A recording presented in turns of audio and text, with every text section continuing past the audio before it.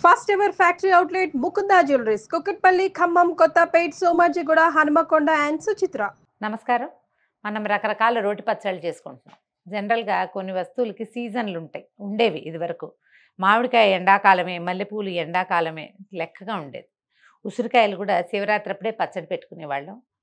ఇప్పుడు చింతకాయలు ఒక్కటికి, పండు మిరపళ్ళు ఆ రెండింటికే మనకు కనపడుతున్నాయి కాస్త సీజన్లు. ఆ టైంలోనే కనపడతాయి, ఏడాదంతా కనపడవు.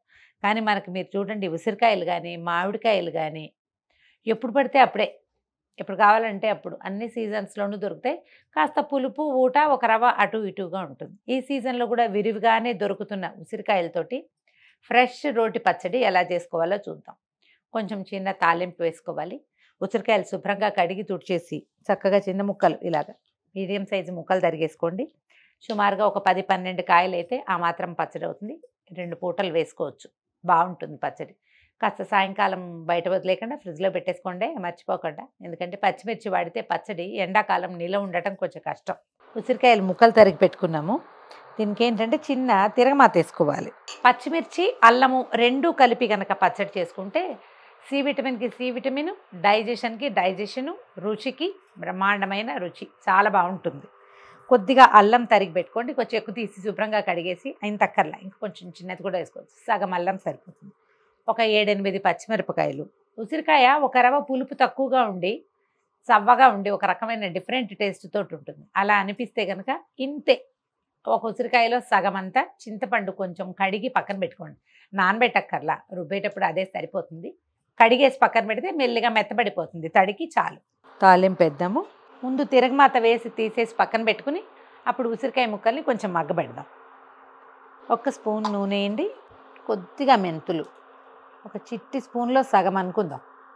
మెంతులు కొంచెం ఎర్రపడ్డాక ఒక చిన్న స్పూన్ ఆవాలు, ఆవాలు చిటపట్లాడాక ఒక చిన్న స్పూను మినపప్పు. జనరల్గా ఏ పచ్చళ్ళల్లోనూ నేను పెద్ద జీలకర్ర వేయనండి. ఈ ఉసిరికాయ అల్లం వేసిన పచ్చడిలో జీలకర్ర చాలా బాగుంటుంది, మంచి వాసన వస్తుంది, రుచిగా ఉంటుంది. మినపప్పు వేగాక కొద్దిగా ఒక చిన్న స్పూను జీలకర్ర వేయండి. ఓ చిటికెడు ఇంగు కూడా. కొంచెం తిరగమాత వేగనివ్వండి. దీంట్లోకి ఒక 1/2 డజన్ పచ్చిమిర్చి. కాకపోతే మనం నూనె కొంచెమే వేసాం కదా, పచ్చిమిర్చి వేగదన్న అనుమానం ఉంటే వేయొద్దు, మన ముక్కలతో పాటు వేసుకుంటాం. తిరగమాత వేగనిచ్చి తీసేద్దాము. ఏదైనా వేరే పాత్రలోకి తీసి పెట్టుకోండి. ఈ తాలింపుని ఓ 2 స్పూన్ల నూనె వేయండి. ప్రిఫరబుల్లీ పచ్చళ్ళకి నువ్వుల నూనె వాడుకోండి, రుచిగా ఉంటుంది, ఆరోగ్యానికి కూడా మంచిది.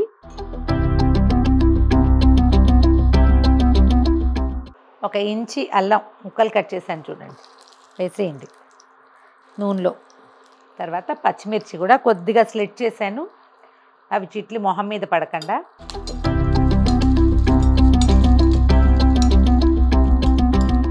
పచ్చిమిరపకాయలు వేగనివ్వండి. ఒక 5-6 వేసుకోవచ్చు, అంతకంటే పట్టవు. ఇది మరి కారం లేదు అనుకుంటే, అదే ఉసిరికాయలు ఎక్కువ పుల్లగా లేవనుకోండి, కారం ఎక్కువైపోతుంది. కొద్దిగా వేగనిచ్చి తీసేసినా పర్వాలేదు. ఈ వేగిన పచ్చిమిర్చి అల్లం ముక్కలు తీసేయండి. మూకుడు పెద్దదైతే ఉంచుకోవచ్చు, అంత ఇబ్బంది ఏం లేదు. నేను చిన్న మూకుడులో చేస్తున్నాను కదా, అందుకని తీసేస్తున్నాను. ఇప్పుడు ఈ ఉసిరికాయ ముక్కల్ని ఇందులో వేసేద్దాం. దీనికి కొంచెం పసుపు, తర్వాత ఈ ముక్కలు వేగడానికి సరిపడగా ఉప్పు చల్లేస్తే తడి వచ్చి చకచకా మగ్గిపోతుంది.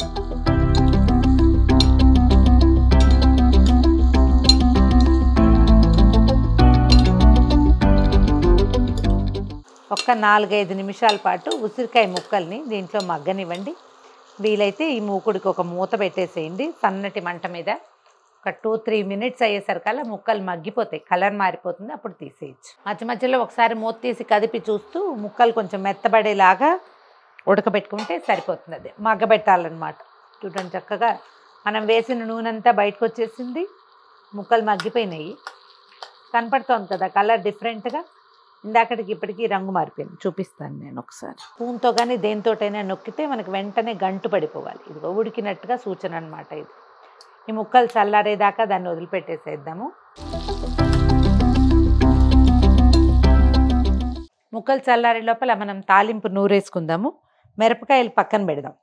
అల్లం పచ్చిమిర్చి ముందు నూరకుండా కొంచెం తాలింపు గింజల్ని నూరేద్దాం.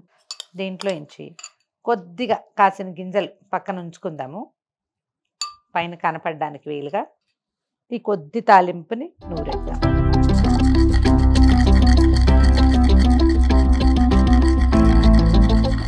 నూరేసి పచ్చిమిర్చి ఒకటి ఒకటి వేసి మెల్లిగా నూరేసేద్దాం.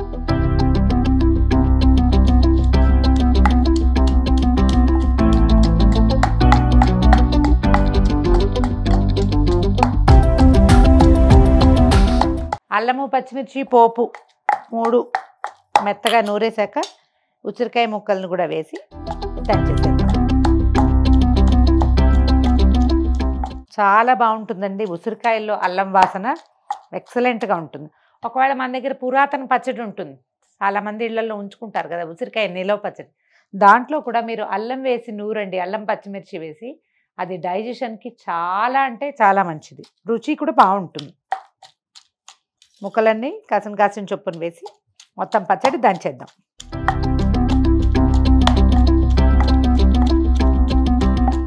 కచ్చాపచ్చాగా నూరేసేయండి. దీంట్లో 1 చిన్న చిన్న ముక్కలున్నా పెద్ద నష్టమేం లేదు, బాగుంటుంది.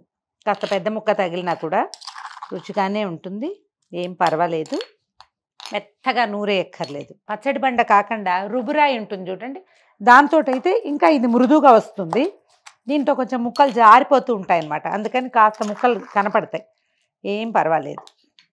ఇప్పుడు ఏం చేద్దామంటే, ఇందాక మనం పోపు కొంచెం దాచిపెట్టాం కదా, ఆ పోపుని ఇందులో వేసి కలిపేసుకుందాము. ఊరికే పైన కనపడుతూ ఒక మెంతి గింజ, ఒక మినపబద్ద పంట కింద పడితే బాగుంటుందని, అంతే. ఒకవేళ మీకు ఇంగు వాసన వస్తే నచ్చితే కనుక దీని మీద కొంచెం అంత నూనె కాగబెట్టి, ఆ కాచిన నూనెలో కొంచెం ఒక చిన్న ఇంగురాయి పలుకు వేసి పొంగించి దాన్ని నూరి కలుపుకోండి, ఆ వాసన చాలా బాగుంటుంది.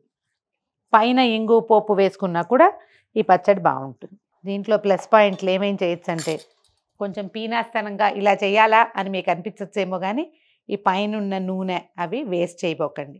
పచ్చడి ఈ నూనె ప్లేట్లో వేసి తుడిచేస్తే ఆయిల్ అంతా పచ్చడిలోకి వచ్చేస్తుంది, రుచిగా ఉంటుంది. పచ్చి ఉసిరికాయల పచ్చడి బ్రహ్మాండంగా ఉంటుందండి. ఆరోగ్యానికి ఆరోగ్యం, రుచికి రుచి. సీజన్లో తరచుగా అంటే నిలవ పచ్చడి కాకుండా ఇలా పచ్చికాయల పచ్చడి చేసుకోండి, పిల్లలకి కూడా కలిపి పెట్టచ్చు. హెల్దీ కూడా, సి విటమిన్ బాగా గెయిన్ అవుతుంది. ట్రై చేసి చూడండి.